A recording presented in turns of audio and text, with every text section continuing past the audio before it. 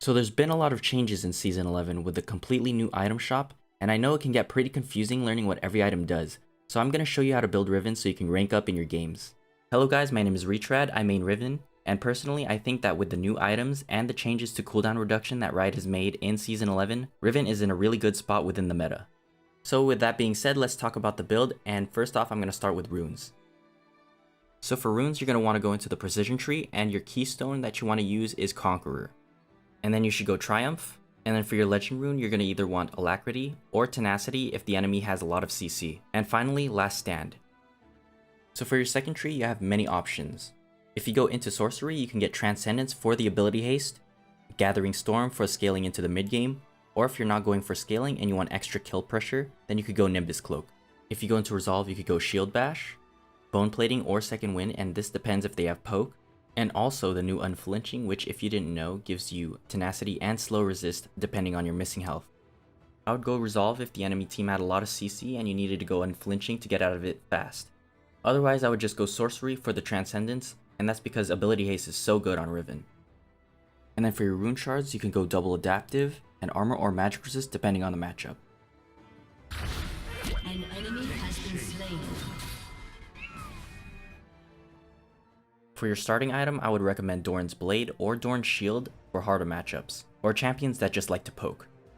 And now let's talk about Riven's most important item, which is her mythic item, and that'll be Gore Drinker. Gore Drinker is good on any situation because Riven wants to lifesteal and last forever in skirmishes.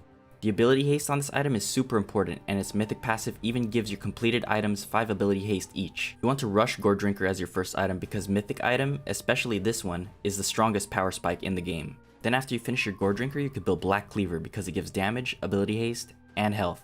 The passive gives you armor shred and movement speed, so this will allow you to stick to your targets and become more tanky. These two items are your core, and that's why Riven is more of a mid-game champ. After you get these, you are pretty much at your strongest, and the rest of the items are situational.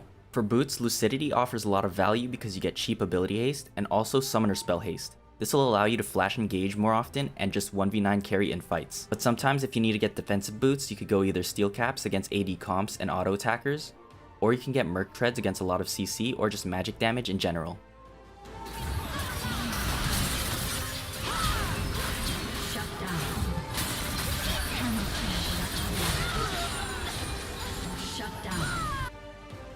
For situational items, the new Ravenous Hydra is good because it now gives ability haste, and the passive AoE now procs on your abilities, so essentially you'll be doing more damage to multiple targets, but the downside to this item is that you're more squishy.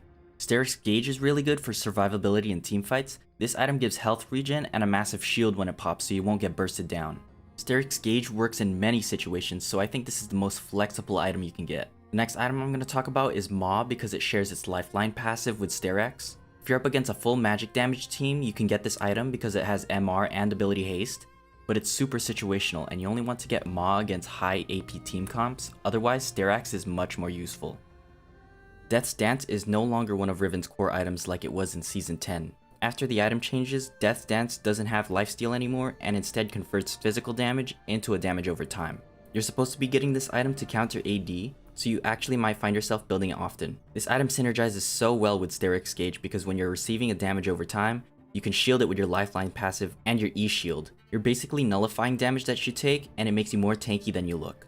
Guardian's Angel is an amazing item for Riven because it allows her to engage and not get bursted down. The Revive passive is a game changer, and also it has armor, so this can work well with Death's Dance because you're stacking so much armor. Serylda's is a very good snowballing item, but it's useful against tanky team comps as well. The slow passive on it allows you to stick to your targets easier, the armor pen is very strong, and it even has ability haste. The downside though to Serylda's is that you're more squishy, so you need to decide whether you get more from the damage or from survivability in other items. If you're against a lot of healing, you should go Chempunk Chainsword, but you can get away with just building the Executioner and then completing the item later. But if you're against a lot of shielding, you can go Serpent's Fang, but it's situational because again, you should be stacking health to survive.